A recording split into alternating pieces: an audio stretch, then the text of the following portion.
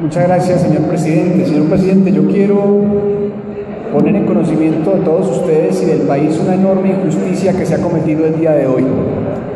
Si ustedes recuerdan, recientemente salieron por todos los medios de comunicación, incluso muchos líderes y dirigentes políticos de nuestro país, empezando y encabezando el presidente de la República, Juan Manuel Santos, a anunciar la captura en Bogotá de 15 guerrilleros del ELN.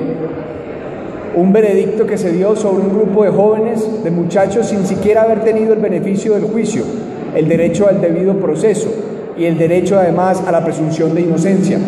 Se le presentaron al país como enormes y grandes criminales, muchachos que han formado parte de la Mesa Amplia Nacional Estudiantil, del proceso de Congreso de los Pueblos, activistas sociales, muchos de ellos dedicados a la vida artística y cultural, otros tantos a la defensa de los derechos humanos, fueron presentados como terroristas, como criminales, como delincuentes. Durante el proceso del juicio vivimos aún mayores injusticias, señor presidente, fuimos evidentes, fueron evidentes mayores injusticias. El movimiento social salió a protestar, estuvo acompañando a todos estos compañeros mientras se daba el proceso de la imputación de cargos, de la presentación de pruebas y de todo lo que tiene que ver ahora con la medida de aseguramiento. A la gran mayoría de estos jóvenes no les imputaron nada relacionado con los atentados en la ciudad de Bogotá. A la gran mayoría de estos jóvenes no les imputaron nada relacionado con vínculos con la insurgencia, ni que formaran parte del ELN o de alguna de sus estructuras. Luego fueron presentados inicialmente como terroristas, como guerrilleros, como delincuentes, como criminales, como lo que ustedes quieran, mancillando su derecho al buen nombre de la presunción de inocencia, para que después, en el proceso de la imputación, no tuvieran en cuenta ninguna de estas acusaciones, no se vieran reflejados en la realidad de los hechos aquellas gravísimas acusaciones que quisieron hacer desde el principio.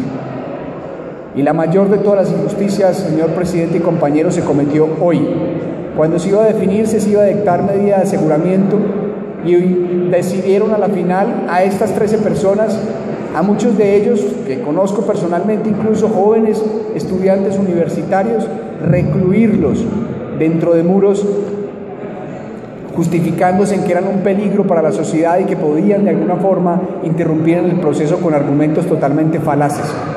Primero, salieron a decir que podían, entonces, si los dejaban libres mientras hacían el juicio, irse pa'l monte con el ELN. Les recuerdo lo que ya les dije, a la gran mayoría no les imputaron nada relacionado con las insurgencias o con cualquier vínculo con el Ejército de Liberación Nacional. Segundo, unas supuestas amenazas que llegaron al fiscal y al complejo de Palo Quemado, de una cuenta @terroristas o no sé qué cosas.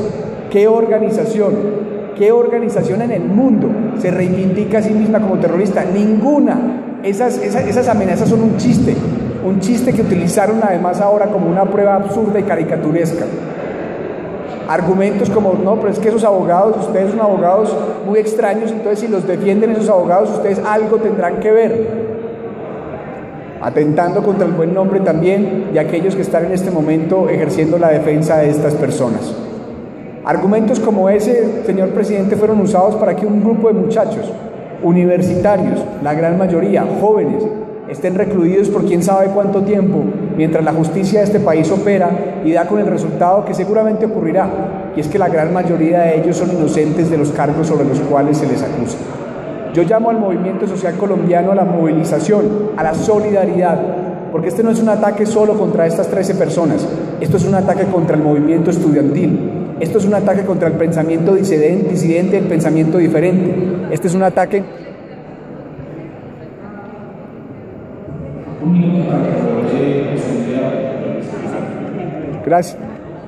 Gracias, señor presidente. Este es un ataque contra la izquierda colombiana.